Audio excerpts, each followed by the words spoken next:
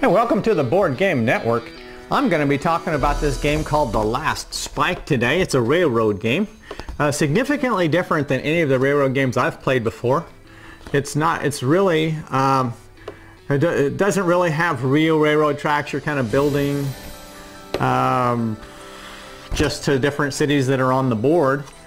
Doesn't really look like a real map. Here's the map here. You'll notice that there are tile spots on here, and here's your tiles you can play, and each tile has a letter and a number by it, so each tile has a specific place on the board for which to go. So that's an X2, so that goes, there's a row here that's X's, 1 2 3 4, so an X2 would go right there, and each tile has its own place. So this is actually a 2 to 6 player game. It says 3 to 5 is the best, and it plays in under an hour. So to start this game, all you do is each person draws a tile, and the person closest to A1, St. Louis, is who starts the game, and you mix the tiles back up once you've done that, and they're turned upside down. You pass out chips. This is your money here, and it works just like poker chips, where white is 1,000 and red is 5,000 and blue is 10,000. And so to start the game, the starting money is based on how many players. For 2 players is 60,000, 3 is 50, 4 is 40, 5 is 35, and 6 is 30,000. So once you've determined who goes first, then each of you draws 4 tiles and leans them up so you can see them but nobody else can. And that's the setup for the game. Now to play this game, all there is for these phases is you lay a track tile down, you collect payouts if there are such a thing, you can buy land cards, and then you can draw another tile. Now land cards need to be stacked so zeros on the top, this number right here at the top where it says land and it says 0, and then in ascending order going down. So the numbers are going to get more expensive as they go down. So this one, Ogden, has 0, 2,000, 3,000, 4,000, 5,000, but each is going to be different. Each city has a different cost for the land. So you stack all 9 of those out there, 0 on top. So if we had this set up and I decided I wanted to go first, what I would do is I would lay my track. I've got a Y4 here.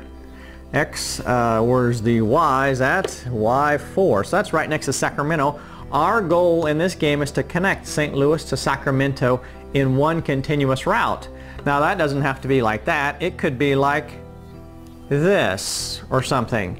So as long as the two are connected somehow without any gaps in the railroad track, then the game is over. And that's how you finish the game. So once I lay the track, I have to pay the cost that's on the track itself. This one has a $1,000 here, so I would have to pay $1,000 to the bank.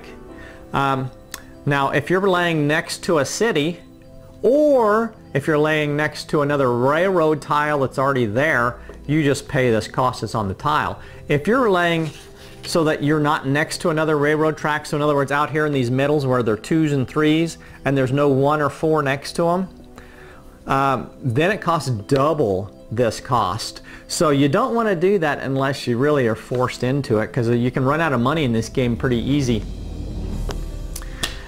Now once you lay down your track, you can, if you're laying down next to a city that still has the 0 card on that city on top of the stack, you get that card for free. That's free land.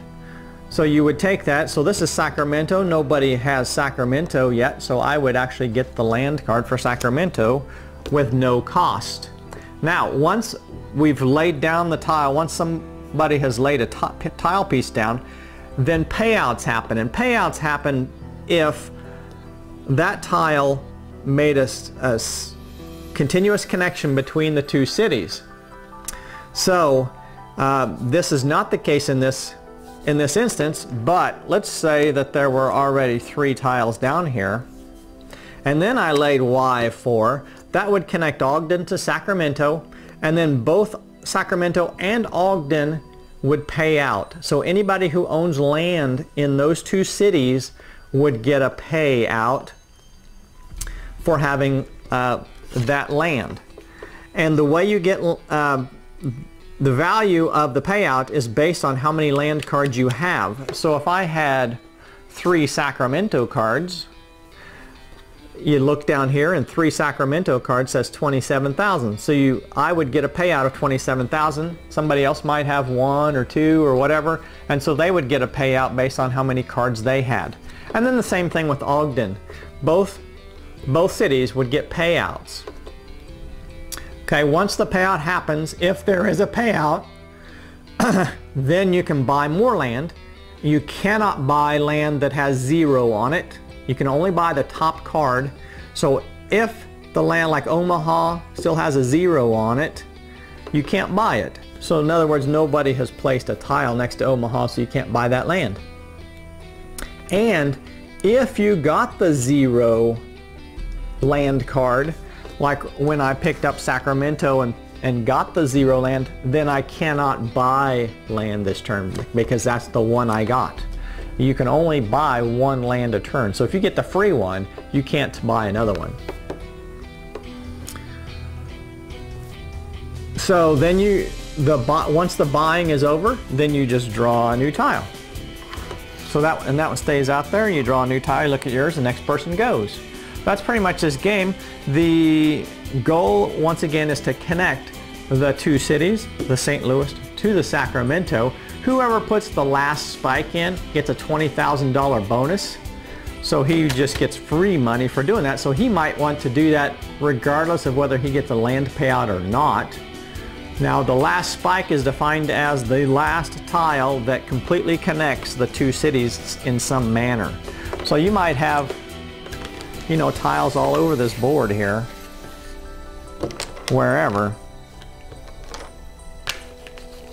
But the last spike is the one that you completely connects those 2 cities. So let's say I've got St. Louis to Dodge City connected, to El Paso connected, to Yuma connected, and then Sacramento. So I put this Z3 in, and that does the connection, or however you get from one city to the other.